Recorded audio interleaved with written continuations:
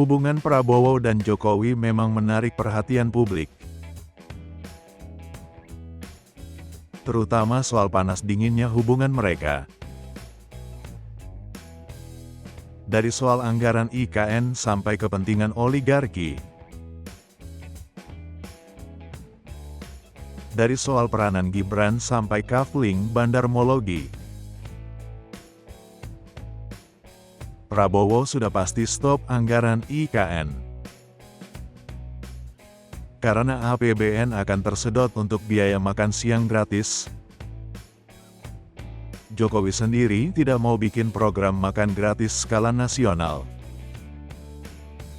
Tidak pernah terpikir oleh Jokowi. Wong subsidi BBM saja dikurangi terus. Mana kepikirin kasih gratisan makan siang skala nasional, yang anggarannya lebih besar daripada pembiayaan IKN. Bagi Jokowi, IKN lebih penting. Memang, sebenarnya hubungan mereka tidak hangat. Hubungan mereka bukanlah hubungan yang hangat. Banyak kepura-puraan. Ya, pastinya tidak sehangat hubungan Prabowo dengan Megawati, yang sudah bikin Jokowi kebakaran poni. Publik memantau panas dinginnya hubungan mereka. Apalagi di masa transisi ini, Jokowi juga punya kepentingan. Kepentingannya saat ini menjaga sisa waktu pemerintahannya, mencegah terjadinya fase bebek lumpuh. Apalagi di masa pembentukan kabinet pemerintahan baru. Soal-soal penting seputar itulah yang Tonan mau bahas kali ini. Hubungan mereka yang sebentar panas, sebentar dingin. Di antara kepentingan partai-partai yang seperti punya kapling-kapling di pos-pos pemerintahan.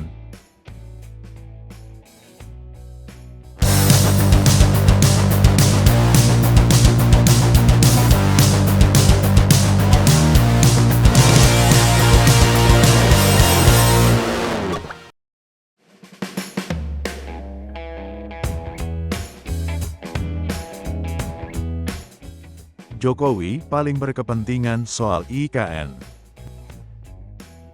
Dia berambisi mencetak sejarah bombastis,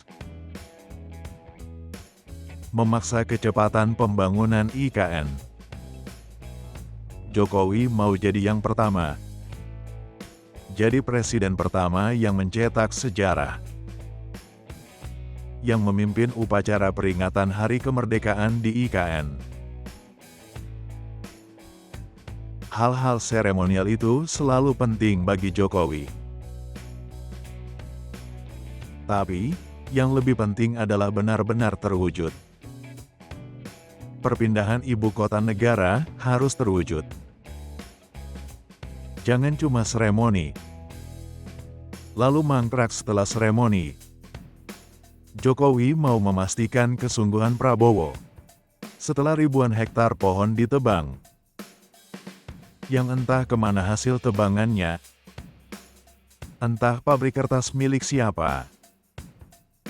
Jokowi ragu kesungguhan Prabowo melanjutkan pembangunan IKN.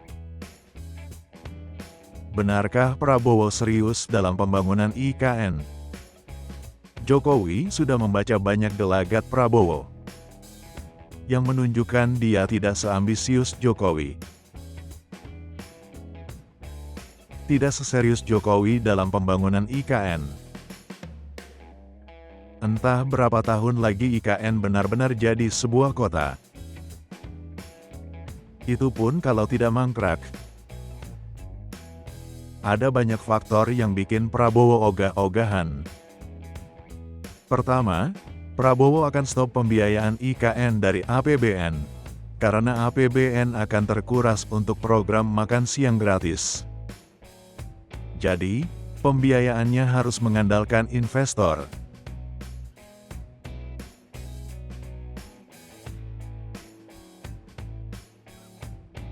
Sudradjat Djiwandono pun pasang badan. Ketua Dewan Penasehat Gerindra itu mengaku tak ragu menunda pembangunan IKN. Lebih baik jalankan program makan siang gratis daripada proyek IKN. Begitu kata ayah dari Thomas Mulyatno Djiwandono. Bendahara Umum Partai Gerindra itu adalah kakak ipar Prabowo Subianto. Sudradjat berterus terang kepada Rossi di Kompas TV sebulan yang lalu. Begini kata-katanya sebagai ekonom senior, "Saya tidak mau punya target IKN harus rampung 2 tahun lagi. Bagi saya, IKN bukan prioritas. Masih banyak program lain untuk masyarakat. IKN bukan hal yang mendesak. Kita belum mampu secara finansial membangun IKN. Lebih baik jangan dulu bangun IKN. Saya tak ragu untuk menunda IKN." Prabowo sendiri sebenarnya enggan berkantor di IKN. Apalagi tinggal di sana. Seperti banyak politisi dan pengusaha. Lebih suka dekat-dekat Jakarta, di mana sumber daya berlimpah. Di Jakarta berlimpah semua hal yang dicari. Semua tumpah ruah di Jakarta. Magnitude kota Jakarta dan Pulau Jawa tetap lebih kuat. Sedangkan kehebatan IKN masih sebatas imajinasi. Masih sebatas video presentasi. Masih sebatas citra 3 dimensi kota imajiner. Kesejukannya pun lenyap seiring ditebangnya ribuan hektar pohon di sana. Lokasi pembangunan IKN itu hutan monokultur, yang ditebang setiap 6-7 tahun untuk industri kertas.